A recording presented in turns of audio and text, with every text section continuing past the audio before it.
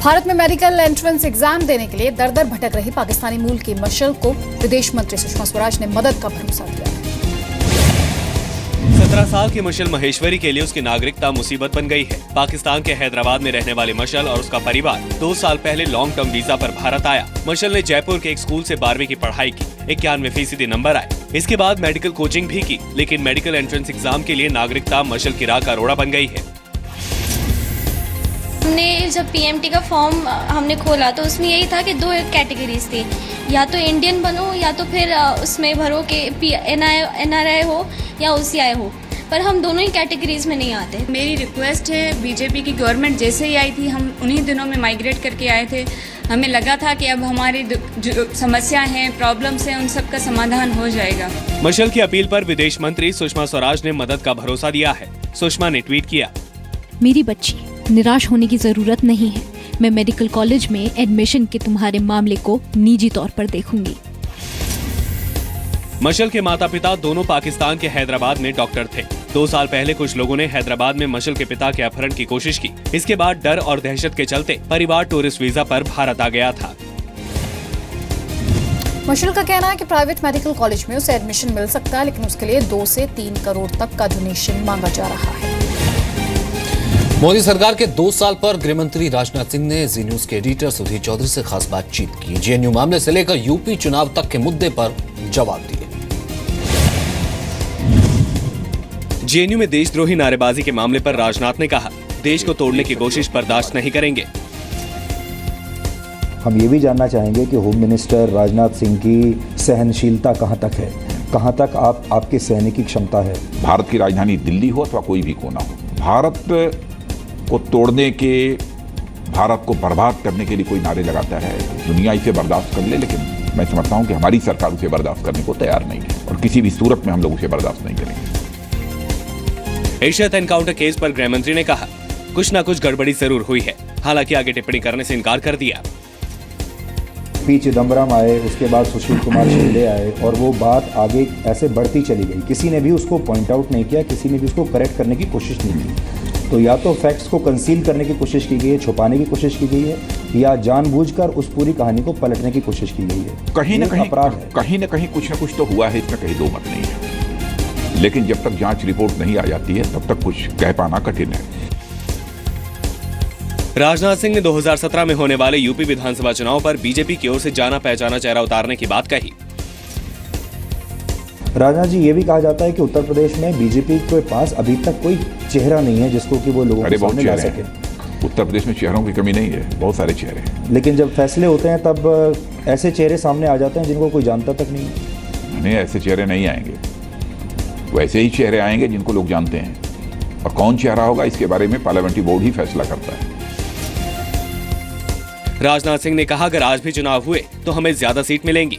राजनाथ सिंह ने 2019 में लोकसभा चुनाव में भी नतीजे और बेहतर होने की उम्मीद जताई। राजनाथ सिंह ने कहा कि प्रधानमंत्री मोदी की लोकप्रियता में कोई कमी नहीं आई है। उत्तराखंड के संकट पर राजनाथ सिंह ने कहा कि उस मामले से बीजेपी का कोई लेना देना नहीं था, वो कांग्रेस का अंदरूनी मामला था।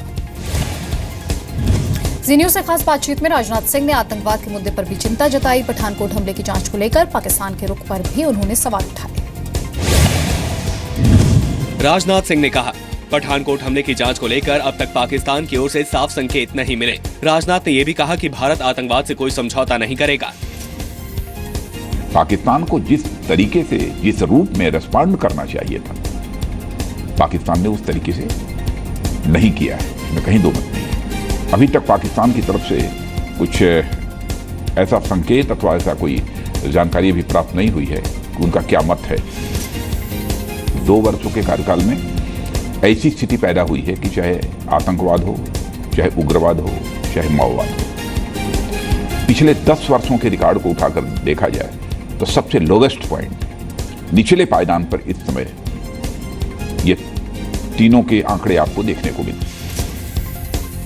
कश्मीर में पीडीपी के साथ गठबंधन पर राजनाथ ने कहा, सरकार अच्छा काम कर रही है। भारतीय जनता पार्टी और पीडीपी के बीच पूरी तरह से तालमेल है। रिपोर्ट्स तो आ रही हैं, लेकिन इसमें जो इंटरनल कश्मीर से उन लोगों को सपोर्ट मिल रहा है वो बहुत चिंता की बात है।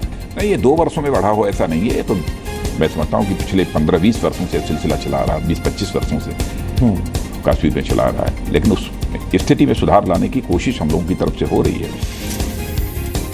इंटरव्यू के दौरान जी न्यूज के एडिटर सुधीर चौधरी ने गृह मंत्री से 2 सुझावों का भी जिक्र किया। पहला सुझाव था देश में करीब 100 करोड़ मोबाइल और उनमें लगे करीब 80 करोड़ कैमरों का इस्तेमाल इंटेलिजेंस इनपुट के तौर पर हो। दूसरा सुझाव था कि गांव में सरकार की योजनाओं को बताने के लिए एक गाइड हो जो लोगों को उसके फायदे बता सके। राजनाथ सिंह ने दोनों सुझावों को बेहतर बताते हुए उस पर जल्द विचार करने का भरोसा दिया है। राजनाथ सिंह ने कांग्रेस पर निशाना साधा। उन्होंने कहा कांग्रेस ने 60 साल में गांव, गरीब और किसानों का ध्यान नहीं रखा। राजनाथ सिंह के साथ ये पूरी बातचीत आप अब से बस थोड़ी देर बाद रात 8 बजे देख सकते हैं। पीएम नरेंद्र मोदी ने आज कर्नाटक में एक रैली के दौरान कांग्रेस पर जोरदार हमला बोला। प्रधानमंत्री ने कर्नाटक के देवनगरी में केंद्र सरकार की उज्ज्वला स्कीम का उद्घाटन किया। विकास पर्व रैली को भी संबोधित किया। इस दौरान उन्होंने कांग्रेस पर निशाना साधा, सरकार की उपलब्धियों को भी गिनाया। 1 रुपये में चाय नहीं मिलती है। मैं जब बेचता था तब तो मिलती थी।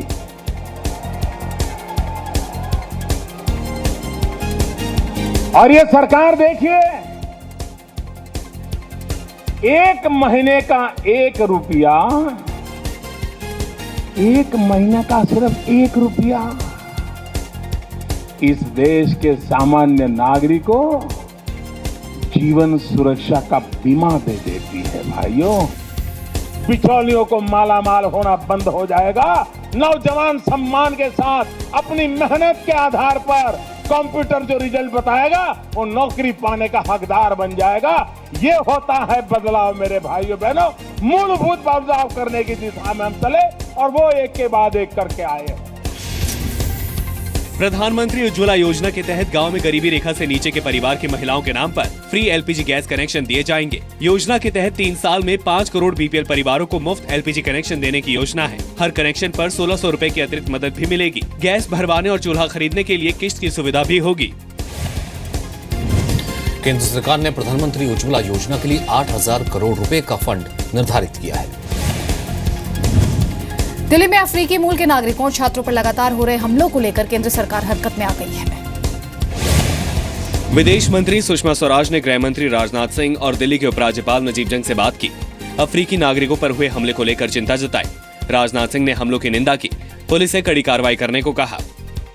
दिल्ली पुलिस कमिश्नर को हमलावरों के खिलाफ सख्त कार्रवाई के निर्देश दिए हैं और इन इलाकों में पुलिस पेट्रोलिंग बढ़ाने को कहा है जहां अफ्रीकी नागरिक रहते हैं। विदेश मंत्री सुषमा स्वराज ने विदेश राज्य मंत्री वीके सिंह और विदेश सचिव से अफ्रीकी छात्रों से मुलाकात करने को भी कहा। लगातार हो रहे हमलों के विरोध में छात्रों ने जंतर मंतर पर प्रदर्शन का ऐलान किया है। 21 मई को दिल्ली में कांगो के छात्र ओलिविये की कुछ लोगों ने पीट कर हत्या कर दी थी। विदेश मंत्रालय ने ओलिविये के शव को कांगो भेजे जाने के लिए पूरा खर्च उठाने का भरोसा दिया है। शुक्रवार को भी छतरपुर इलाके में करीब आधा दर्जन अफ्रीकी मूल के लोगों पर हमला हुआ। दिल्ली पुलिस ने अफ्रीकी नागरिकों पर हमले के आरोप में 5 लोगों को गिरफ्तार किया है। विदेश राज्य मंत्री ने मामले को मामूली घटना बताते हुए मीडिया पर बेवजह तूल देने का आरोप लगाया है। नेपाल के बीरगंज से अगवा किए गए नेपाल के उद्योगपति सुरेश केडिया को पुलिस ने बिहार के मोतिहारी जिले से बरामद किया है। अपहरणकर्ताओं ने नेपाल के बिजनेसमैन सुरेश केडिया को किडनैप करके मोतिहारी के कोटवा के घर में छिपा कर रखा था। पिछले कई दिनों से पुलिस की कई टीमें इस मामले में छापेमारी कर रही थी। आज पुलिस ने केडिया को ढूंढ निकाला। पुलिस ने अपहरण में इस्तेमाल गाड़ी भी बरामद कर ली। एक अपहरणकर्ता को गिरफ्तार किया गया है। उद्योगपति सुरेश केडिया को 26 मई की शाम को किडनैप किया गया था। वो कार से नेपाल के बेरियारपुर में एक मंदिर में दर्शन करने के लिए गए थे। बीरगंज लौटते वक्त अपहरणकर्ताओं ने उन्हें अगवा कर लिया। विरोध करने पर किडनैपर्स ने केडिया के ड्राइवर सुरेश को गोली मार दी थी। बेतिया और मोतिहारी के एसपी खुद इस कॉम्बिंग ऑपरेशन में लगे हुए थे। इस मामले में रक्सौल और मोतिहारी से 7 लोगों को गिरफ्तार किया गया था। केंद्रीय मंत्री गिरिराज सिंह आज नवादा के पथरा इंग्लिश गांव पहुंचे। विधायक के भतीजे की गुंडागर्दी का शिकार हुए लोगों से उन्होंने मुलाकात की। आज दोपहर करीब 12 बजे नवादा से सांसद गिरिराज सिंह पथरा इंग्लिश गांव पहुंचे। पीड़ित परिवारों को इंसाफ का भरोसा दिया। पुलिस पर सरकार के दबाव में आरोपियों के खिलाफ कार्रवाई नहीं करने का आरोप लगाया। शासन से निवेदन करूंगा कि हद की सीमा पार हो गया है। नाबालिग से रेप के आरोप के बाद आरजेडी से निलंबित विधायक राजवल्लभ यादव के भतीजे मुकेश यादव पर इंग्लिश पथरा गांव में गुंडागर्दी का आरोप है। पंचायत चुनाव में वोट नहीं देने पर गांव में तोड़फोड़ और मारपीट के बाद से तनाव है। तनाव को देखते हुए पुलिस के आला अधिकारी गांव में ही डेरा डाले हुए हैं। दिल्ली में आज एक परिवार के लिए दिल्ली पुलिस देवदूत बनकर मदद के लिए सामने आई। आज सुबह 5:28 पर दिल्ली पुलिस की पीसीआर वैन में कॉल आई, जिसमें सब्जी मंडी रेलवे स्टेशन पर एक महिला को लेबर पेन होने की शिकायत की गई। मदद के लिए मौके पर पहुंची पीसीआर ने अस्पताल पहुंचाने के लिए महिला को गाड़ी में बिठाया, लेकिन महिला का दर्द बढ़ गया, जिसके बाद वैन में ही महिला ने एक बच्चे को जन्म दिया। टीटी मेरे पास आया, उसने स्टेशन मास्टर को फोन करा, उन्होंने पीसीआर बुलाई है, पुलिस आई, ये टाइम पे पहुंच गए, मेरे को कोई दिक्कत नहीं आई हॉस्पिटल तक आने में। 5 मिनट में सब्जी मंडी स्टेशन पहुंच गए। वहाँ पर देखा तो एक लेडीज परेशान है, तो हम स्ट्रेचर पर उसको ले गए, तो उसको रास्ते में ही डिलीवरी हो गई। महिला और बच्चा स्वस्थ है, दोनों को बाड़ा हिंदूराव अस्पताल में भर्ती कराया गया है। एक बार फिर जाट नेताओं के आंदोलन के अल्टीमेटम को लेकर हरियाणा सरकार अलर्ट हो गई है।